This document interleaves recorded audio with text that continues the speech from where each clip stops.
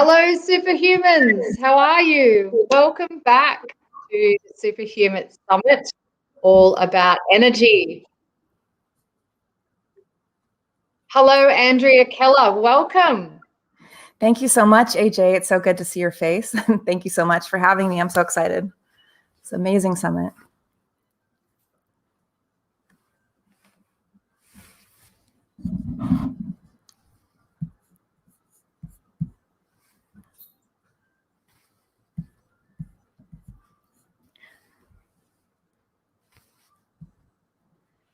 So glad you could join us from today.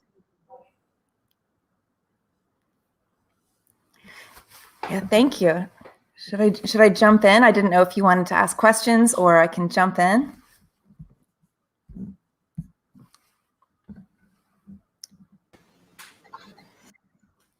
Hi, Michelle. How are you? Lovely to see you. We're just having a few troubles with AJ's internet. So if you don't mind, I'll just continue the conversation with you. Is that okay? Great. Yeah, perfect. Kicking off just by giving yourself a bit of an introduction and giving us an idea. I know you work in a really fascinating space. So I'd love to hear just the scope of work that you do firstly before we go in any further. Sure. So I am an architect. I've had my own office for about 19 years now in Los Angeles. I've actually had an all-female practice for the past 12 years, which started as an experiment, but it's been really powerful. And there are so few women in construction. So that's been a fun part of our journey. I was also a college professor for about 10 years at USC School of Architecture and Otis College of Art and Design, teaching architecture and interiors.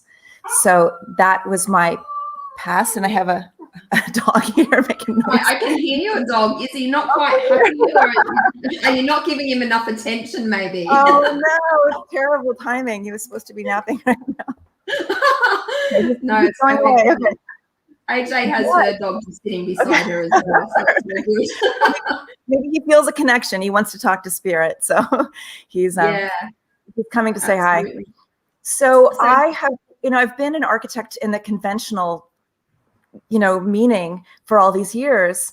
And I kept feeling like something was missing. And I've always been drawn to the spiritual aspect of life. I was deeply drawn to cathedrals, to sacred geometry. I've studied it incessantly since I was a teenager. I studied in Italy, drawing the churches of the Renaissance and all of the buildings, 10 hours a day, just sitting in churches, drawing. And it really became embodied. And I didn't use it in my work, but I started to use proportion systems. I started to hide geometries, even though I never spoke about it with my clients, because I understood that I could create a harmony. And especially in doing a lot of hotels, we did a lot of hotels like, the W and the Mondrian and, these boutique hotels. If you can have a consistency throughout, you just feel like you're in one space. So I began to understand and see the power of geometry and how that works. And then becoming, now pivoting, of course, to sustainability and climate change and building sustainably and consciously. And I love that you just said that you'd sort of figured out some of the secrets to sacred geometry and you were using them in your practice before you kind of integrated them, obviously, for other people to realize. So was it you were sort of doing it behind closed doors with clients not aware, and now it's become just a mainstream part of what you're doing? Well, I actually think that it's foundational. I think that it's required. We know that there's this order to nature, and we know that, each plant has a certain rhythm. We see this in the cosmos, in the structure of a cell. And if we don't use these rhythms in our own structures, we are guaranteed a lack of harmony. And one of the things I wanted to talk about today is epigenetics. There's all this talk about it's not our DNA that governs or our genes that govern our outcome. It's our environment. Preach it, sister. I think that is a fundamental untruth that so many people have bought into, that it's our genes that determine our destiny. And I think it's something that needs correction at a global scale. Amen. Yes. But when they talk about environment, they're never talking about architecture and design. So I'm always waiting for the epigeneticists to start talking about architecture, and they never do. And then I realized maybe my role is to bring this up and to start to talk to people about how architecture is so vital. So many of us have given away our authority when it comes to design. You know, we're taught a little bit of art in school. We do some dance, we do some painting, we might learn an instrument, but nobody's taught design, typically. No, that's so true, isn't it? So what initially attracted you, I guess, to architecture firstly? What was it that made you kind of intrigued about that space? Well, when I was 7 years old, I went with my godfather to a building in Washington, D.C., and it was the Organization of American States building, which has this incredible courtyard and these very shallow steps that I think were made for royalty to walk up in their difficult clothing, right? These shallow marble steps. And as I walked, I felt the physicality of my movement. I saw the space move around me as I rose up through the space. And I was so conscious of how the physical bones of the space affected my consciousness. And on that day, I mean, I turned to him and I said, I'm going to be an architect and I'm going to make stairs like these.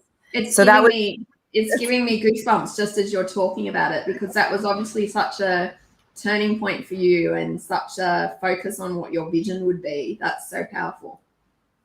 No, it just dropped into me that this space is making me feel a certain way. And old buildings were always designed with sacred geometry, with a great sense of order. And we don't do this anymore. And contemporary architecture, I think, has really lost the thread. Yeah, and I think people view architecture as a mystery. They think of it as a given, like I choose a house, without really breaking down what architecture actually is. Yeah, that's so true. And I think people are good at, they're good at feeling, right? So they're good at walking into a space and going, this feels good, or this feels bad, or this feels in a particular way. But they're not necessarily, like you're saying, good at that next bit about analyzing why it is, or what are the elements about the geometry of the space that are creating that feeling for them. Yeah, I wanted to give people a quick example of how architecture is made on the most relatable and basic level. So let's say you're a little kid and you have 3 friends in the neighborhood and you want to make a fort because, you know, you want to spy on the neighbor, or, you know, one of your friends has a flat place in their yard and your father is building a fence, but there's some extra lumber. So you take that lumber, and I think you can begin to understand how that fort might be the result of all of those intentions. So you want to create this fort with your friends. You have this lumber, you have this piece of land. You've seen forts in movies and they're squares, you know. In a different culture, it might be different. If you were growing up in rural Tanzania, you might be used to living in a boma and it would be round, you know. So there's a lot of cultural assumptions that go into even the most basic fort. So, and then also the size of the space. Let's say it's short because you're all small. We can learn a lot just from looking at that. Like, who made this and why? And when I talk about architecture being frozen energy, I mean, of course, you know, mass is energy and all of those building materials, but that fort is a manifestation of intent, and it's made manifest literally through moving stones and wood and paint and everything that was available to make a physical structure. And when you move that same idea to, let's say, a church in a medieval town, and they want to show the glory of the church, and they're using all of the resources, and they stole, you know, they raided the quarries of their enemies and they brought the stone back, and they used all the finest artisans, and they wanted to dominate the skyline and show the power of the church. Think about it. We all already intuitively understand architecture. Maybe we just don't think about it that way and break it down so simply. It's almost like the architecture communicates with our neural pathways and our nervous system. How does that work? How does that interaction work? Well, 1,000%. So there's actually have been studies that when people look at a fractal geometry, let's say it's just moving leaves. Do you want to just pause for a sec? Just explain to people what a fractal geometry is. Oh, sorry. So a fractal is a type of geometry that repeats and is similar at several different scales. So if you can imagine a fern, there's a large fern leaf, and then it splits, and there's a smaller leaf and a smaller leaf and a smaller leaf. So it's a geometry that repeats at many scales. And we can see this. I don't know if you are familiar, or if you know the Romanesco broccoli that has these spirals. That's a fractal. So what it is, it's a shape that just repeats and repeats, but the scale changes. So as an architect, you must use fractals very strategically to create a particular emotion for people. Well, fractals are actually very important in sacred design, because if you look at the temples, like Hindu temples are a prime example, or even Buddhist temples. I mean, there's so many scales and so much repetition. And what this does is it connects you from the infinite scale to the microscopic. We are on a continuum between the cell and the cosmos, between the atom. We are the universe. Yeah. Yeah, and all of those things connect. So by illustrating the connection of all of these scales, we feel that we're in that continuum. And that's very important for our well-being. So what they found with studies, and the study was funny because it was about the paintings of Jackson Pollock, and I don't particularly love the paintings of Jackson Pollock, but because his operation was so physical and simple, it did result in some fractal geometries, which makes sense. A big arm swing, a small arm swing, that it caused people's stress levels to decline by 60%. Wow. Looking at one painting by him? Looking at a fractal painting, and it could also be looking at a tree in a courtyard. It could be looking at a stone wall, where a stone wall or a brick wall, like I have ancient bricks behind me, even that, there's little variations, and you see your eye travels. And I think that in some ways what it does is it actually hypnotizes you. So then your experience is a very subconscious experience rather than a conscious one. It takes you out of your conscious mind. Absolutely. You're not thinking, you're being. Exactly. And if so, there's anything we all need more of, it's being. Yes, and less thinking for sure. And, you think about, there have been also studies linking contemporary, let's say, urban apartments, like urban shoebox, very white, inexpensive, low cost per square foot urban contemporary apartments. They have been linked to a decline in mental health.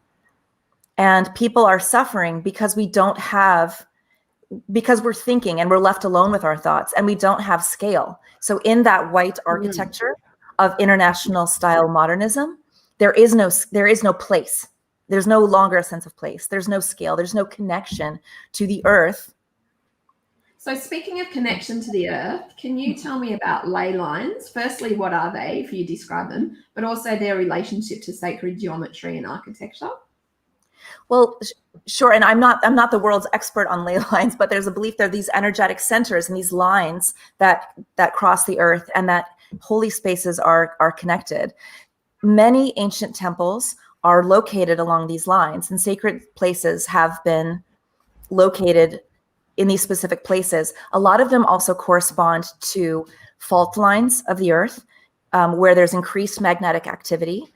One of the things I wanted to talk about is, we are electrical beings. Our nervous system functions as, because of electricity, right? On our cells and the interchange and the ions that are running through our blood. Ancient temples not only were filled with, they had in areas of magnetic activity, they also had, like the Parthenon, for example, had copper rings between each slice of column. The whole thing was a massive conductor, and temples were designed as a resonant chamber. And the idea was that the geometry of healing or wellness or of power was concentrated within the geometry, amplified by metal and amplified by the magnetics of the earth. And so the ley lines are, of course, a part of that.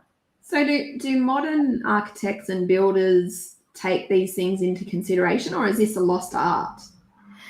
This is so lost. And I often laugh that after all of these years of industrial revolution and technology, that now we are scratching our head and talking about biophilia and thinking that we should really study the secrets of the ancients and look at indigenous peoples and indigenous wisdom. And we need to, as creatures, it's all about environment. We exist to connect with others. And we're coming out of a year where we were all cut off from each other at great cost. That's right. And that has huge space implications as well, doesn't it? Just what we've been having to live through, and the reduction in our capacity to go to spaces that are very important to us. We've just got a question come through. I'm hoping you're happy to answer one just in the middle of your flow there. So someone says they'd like to know Andrea's thoughts on a new building house estate where houses are either identical or very similar? Well, I think they serve an important function in that people are always looking for order. Our mind seeks order in a chaotic world. So often when people go, an example I like to give is the Rockettes, in New York City. People love to see a kick line where there's all of this identical action. And a gated community gives people a calmness. And it's very much a personal choice. They may choose that calmness, but someone else might want to be more of an individual and express that. I mean, my hope for the world is that we learn to live in greater community and that we live in closer connection to the earth, and that we greatly personalize our space. I mean, I very much believe in pattern language and symbols and unique markings and all of those things, but I understand why. Can you describe that to us? Can you describe what pattern language and what kind of symbols you're talking about? Sure. So there are a lot of symbols that people have used even since Paleolithic times. People the world across have been carving symbols like spirals, zigzags, triangles. There's shapes that are deeply meaningful to each of us, and they might be different. But even I love the architecture of Ghana, for example, but a lot of the rural houses might have a simple plaster wall, but they paint it with black triangles. And you know which house is yours because it's identifying with a symbol, and it's also telling the world who you are. Much like a medieval knight's armor would have symbols on it that would tell the people in battle who they were.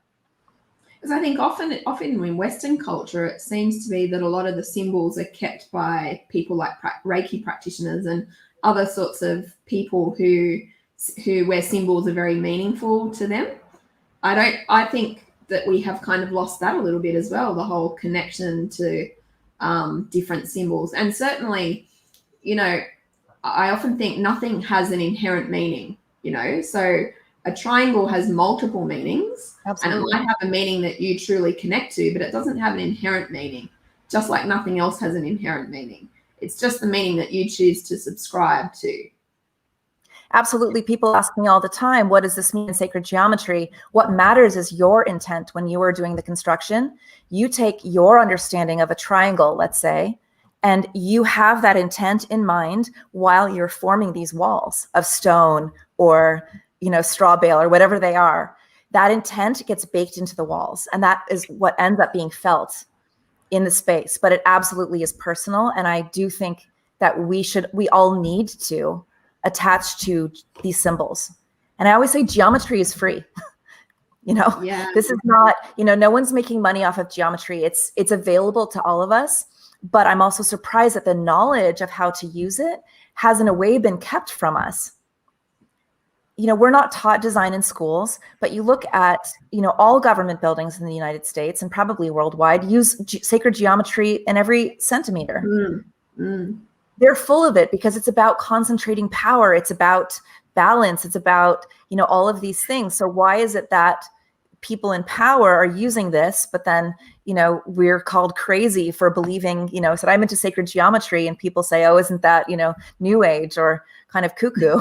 And you're like, no, it actually just has power, Yeah. It has power. And I think one of the interesting things about it is because it is something, it's like an area that's so intuitive that provided you're a highly intuitive person, you're going to be connecting into all that wealth of information anyway, even if you haven't consciously been taught that, this angle looks better than that angle, you're just going to know. It's going to be in the very essence of who you are because you're tapping into that intuition. No, absolutely. And we all are so different. We all have such a unique consciousness, and certain things will trigger us and certain things might not trigger someone else. So I think whether or not you understand what the words are to describe the architecture you're looking at, it's really important, like starting today, to walk into your spaces. What jumps out at you? What depresses you? What seems out of place? What seems heavy? What seems light? Is there any place in your home where you feel joyful or peaceful or powerful or sexy or, all of these things?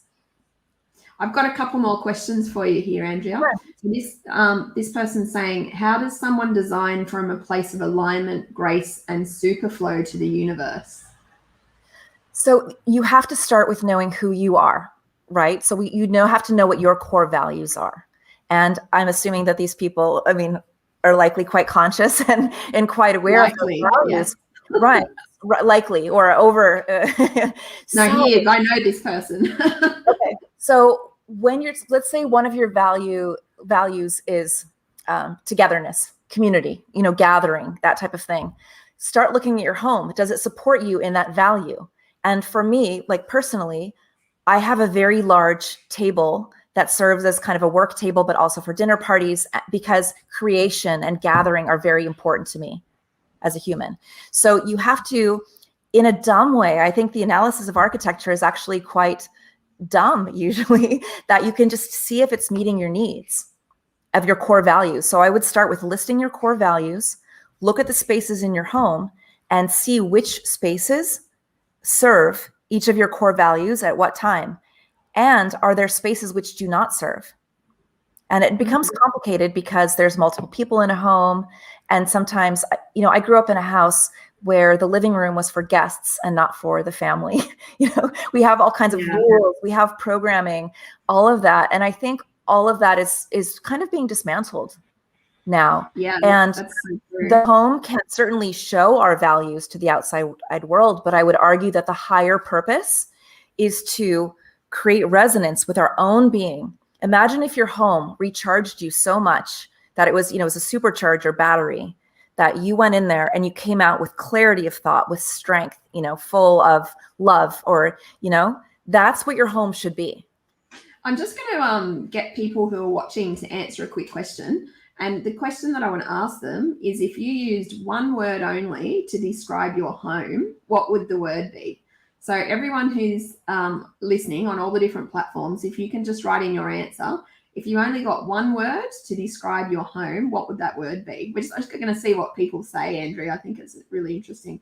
Also, just to read out to you, Stephen Berkeley said that architecture can reinforce old values that are no longer relevant. Our values have moved on, but the architecture remains. That's pretty much spot on, isn't it? I think actually we need to create a new architecture that breaks our current understanding of form, and that the new kind of new earth, as we talk about it, the new consciousness will match up with shapes that are closer to nature, closer to indigenous traditions, that will reinforce community rather than separateness. I always, sorry, no, keep going. Oh, I could talk forever, but we're going to unity consciousness is where we're heading, right? So unity architecture. Exactly. I always have this really strong connection to circles. So my ideal house is a circle house, where it's built circle, and there's like a donut thing cut out in the middle, and there's a whole bunch of trees. What I'm interested in though is, what's the space like where you live? How would you describe your home in one word? So, I mean, I'd probably just say urban. I mean, I live in a fascinating urban artifact. It's a 1920s building. It's 100 years old. It's an Art Deco former parking garage turned into a loft. But I would also say that I'm in the middle of moving to Joshua Tree, California, to be in the desert and to be in nature. So this no longer serves. And I did the city check. Yeah, it can be like that, kind of, just so that people are describing their homes as a place to be, or light, or my peace, or peaceful. Oh, wonderful! Isn't that beautiful? That is wonderful, and I'm so happy. I'm so happy to see that, because there are many who don't share that. I know, especially during the pandemic, people who had roommates who were used to, some people would go to work at different times and then everyone was stuck at home. People have had a very hard time. Los Angeles is a very expensive housing market, right? So people often share houses, and it wasn't good for people to be trapped at home during this time. Yeah, I think there are a lot of things that we can learn from that as well, and move on. And I think in terms of space, one thing that happened is, because we had to start working from home and doing that kind of thing more than we had before, we're probably more conscious about our space around us than what we were let's say 2 years ago, because we're more conscious about how our space is serving our needs, and our needs have changed. So I think we'll see that reflected through to, like you're saying, in the more New Earth. I'm just thinking New Earth design is like a great business name for some funky, sustainable, tapped in kind of building company. you know, maybe there's someone that's called that already. What's your favorite kind of client that you love working with? So to me, I view the architect as a translator, and that we hopefully translate the dreams of someone and their needs and their economic limitations, et cetera, into built form that is greater than they could imagine.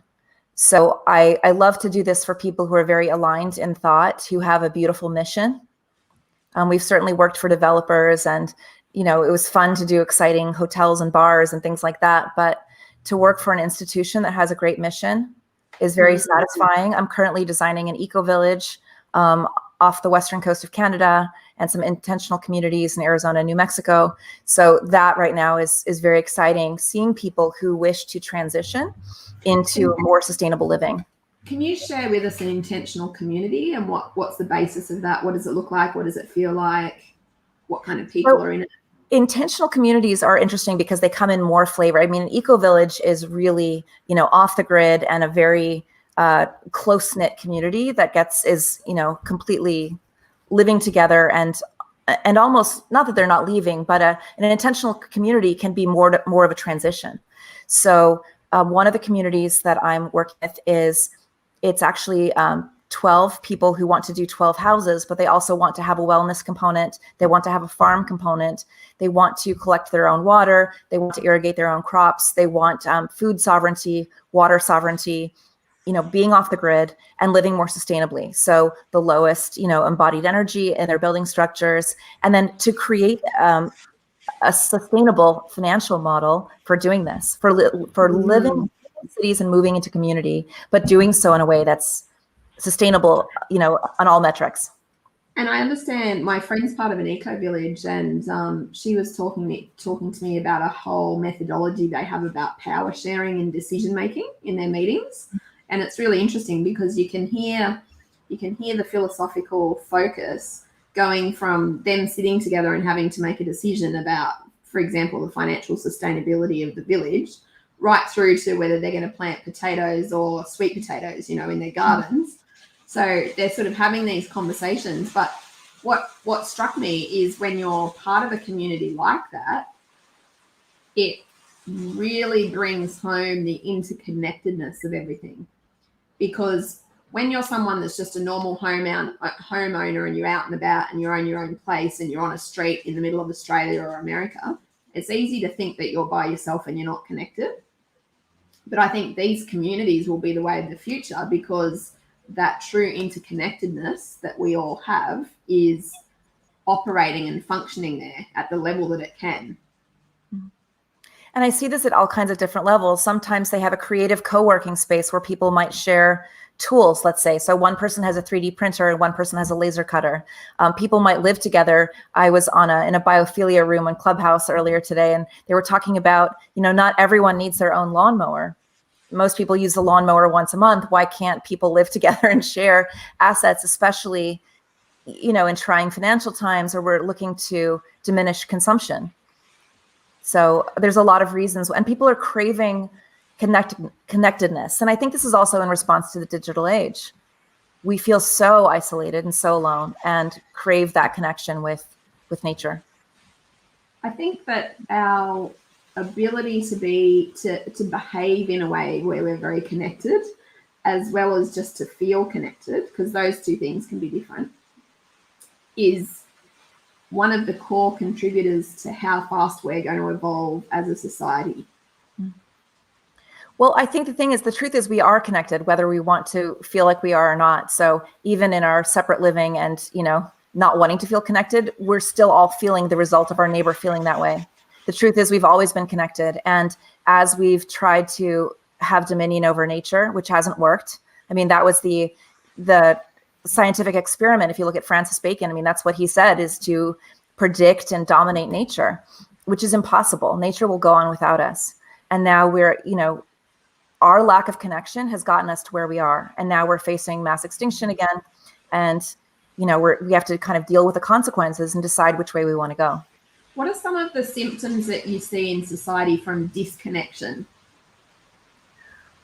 Well, also I think this really surprises me, and this is specific to architecture, but people don't know what they like. I mean, they don't know what they like style-wise.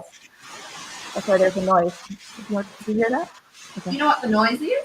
What? Just give me 2 seconds. I'm going to close my door because it's just started raining. So just wow. Okay. Fantastic. Okay. That's amazing.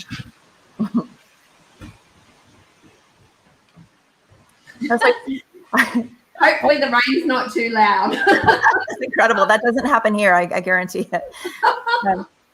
Well, I see people so disconnected from, people have been disconnected from their bodies, right? They don't know how, people are understanding more nutrition and exercise and yoga. Now we know that yoga can actually change your genes, through these various healing modalities. We understand that sound healing, that it works through frequency. Architecture also has frequency to it. If you have bad proportions, you can feel it. And I hope, this group is likely intuitive enough to start feeling that.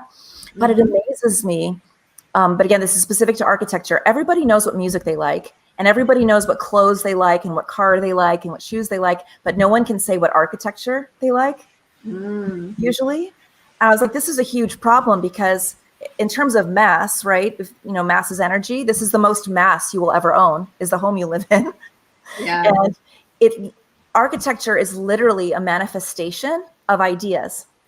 That's all it is.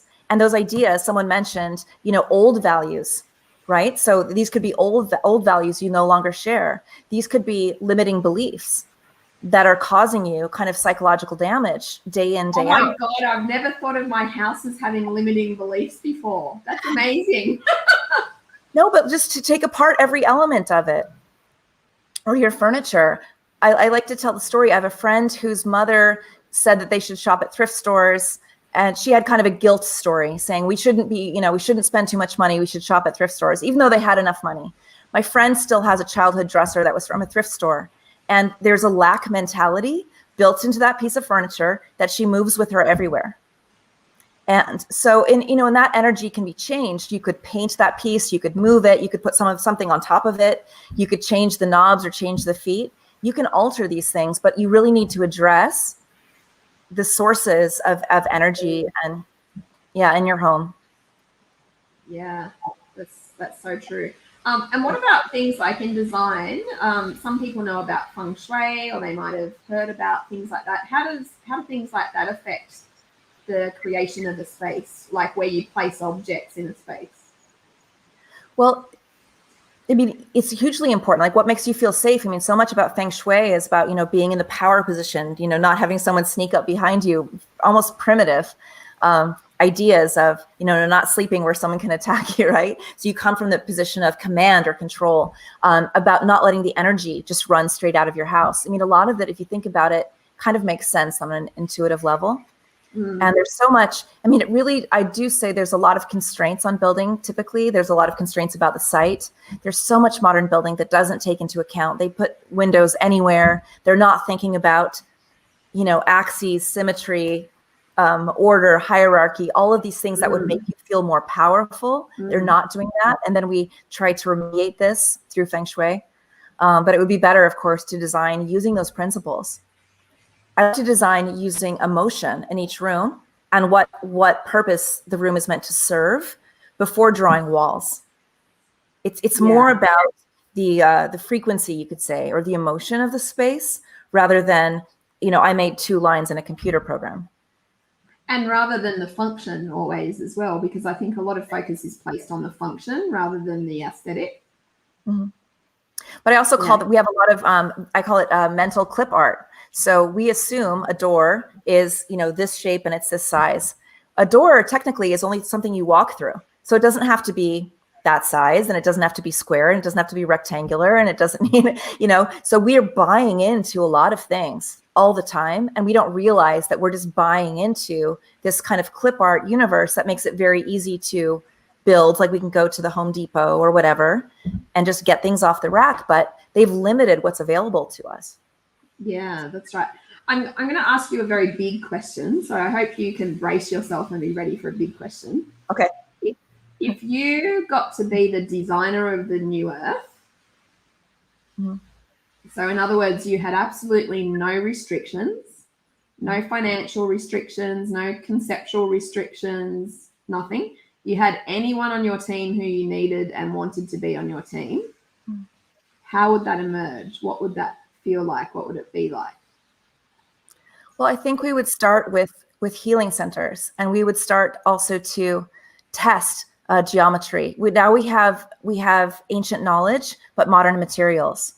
How can we use these new materials? I think we would need to start testing these geometries and start to build things and see how people respond, and develop a new language that is in partnership with geometry and in partnership with nature. And then we need to, also I think this would vary, of course, climate to climate.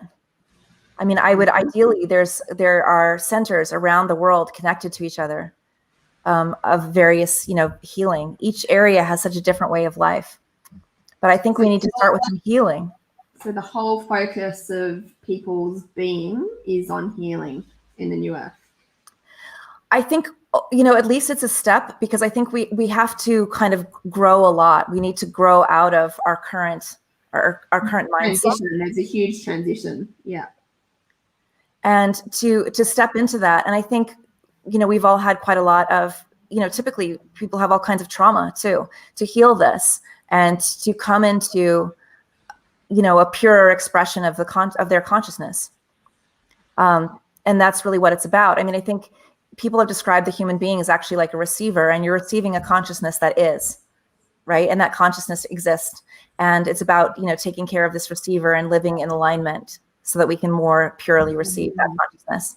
And so that to me is what it's about. It's about helping people. I think architecture in the ancient world and the temples, those were a tool to help with alignment and to help with, ascension, if you want. And I think, and I think you just hit the nail on the head, because you've used the word alignment so many times because it's so critically important to what we're talking about.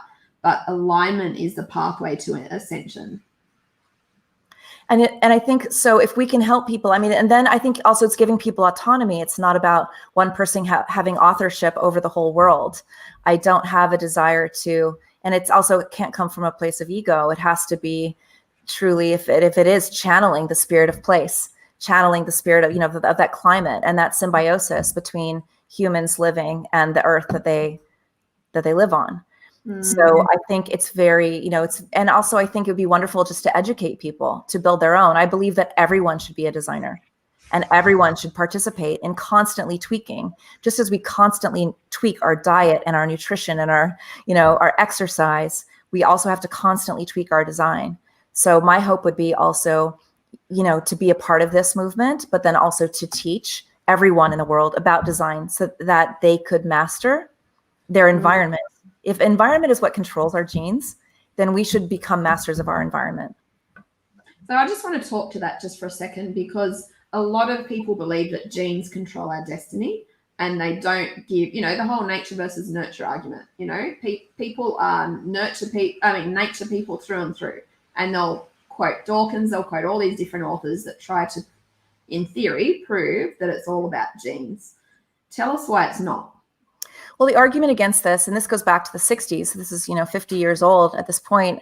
If you look at epigenetics and experiments where they would take stem cells and clone the stem cells, so we have only one cell, only one DNA, and then they would take this whole group of cloned stem cells and put it in different petri dishes.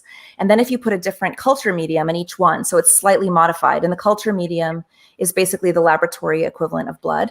So based on changing that chemical, one group of stem cells would create bone tissue, and the other might create muscle, and the other might create blood cells. And it's the same stem cells. It's the same cell.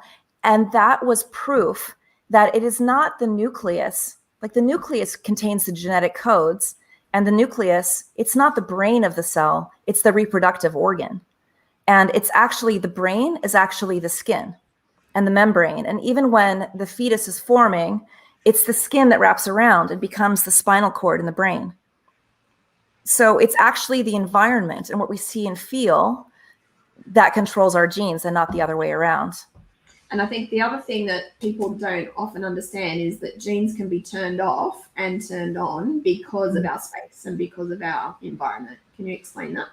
Yeah, absolutely. So, and, of course, we don't yet understand all the triggers, and people are seeking to understand this, but I don't know, this conversation so far hasn't included design or architecture. I'm like, you keep talking about environment, of course, it's like positive thoughts and like brain rewiring and, consciousness about, we can, you can basically you're driving your own boat and all of these modalities, and no one's talking about design. So that's where I come in to scream about environments, But we have proof of this. I think a lot of people believe, thoughts become things, that it's perhaps our consciousness, that creates. Well, it also ups the ante on designers and architects, because if you're designing spaces that are not good for humans, then you're actually doing a disservice to their DNA by turning genes off. Like, just imagine you're walking into a house and it's the worst house you've ever been to, and it gives you the worst bejesus kind of feelings as you're walking in there. That house is not good for you. Whoever that designer is has done a disservice to your DNA by designing that house. And I think that puts a whole different spin on what architects and designers actually are doing. Oh, 100%. And I think, architecture in the 20th century was about ego. It was about the starchitect. It was about new ideas. You can't ever look backwards. I mean, all kinds of, I think, rubbish ideas that I wish to just, throw away. You can't ever, use history. You can't use ornaments. I mean, all of these silly rules made by some guys in, Germany and Austria in the 1910s and 20s. So I think we should throw them away. But, a good example of this is there's a new vet for veterans hospital in Aurora, Colorado, that was designed for people returning from active duty. And the hospital was so poorly designed that it caused PTSD to the patients. Oh my gosh. After spending $2 billion or something like that, $2.1 billion on this hospital, the long hallways, the echoing, the undifferentiated doorways, it triggered the patients, and it's a catastrophic failure and proof that they weren't paying attention. Like, what are the things that you would actually need if you were trying to combat PTSD and create a place and individuality? Also proof that it definitely wasn't a co-design project with people with PTSD involved. No. So yeah, I think the whole industry needs to change. And we are rapidly running out of time. We've got we're just getting started. I know, that's what I feel like. We're just warming up, literally. I could talk to you for days, but if there's just one last thought that you would like to share with everybody, what would that thought be? Get rid of your limiting belief that you do not understand design and that you are not a designer. Like, get rid of that today. Look at your space, feel it out, start to speak the language, do research a little bit at a time. You need to be the master of your own destiny when it comes to your environment, and only you can do it. I mean, hopefully you get help along the way, but it's really important. So don't give away your authority in that area. Yeah, don't give away your power.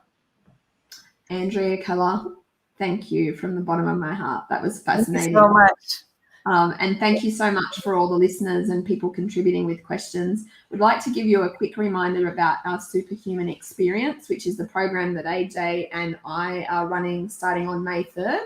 And at the moment, you get a nice chunky discount if you apply for that program while the Superhuman Summit is on. So thanks again, Andrea. Appreciate you so much. And I'm sure our paths will get across again in the future. Super. Can't wait. Thank you. Thanks. See you, everybody. Bye. Yeah.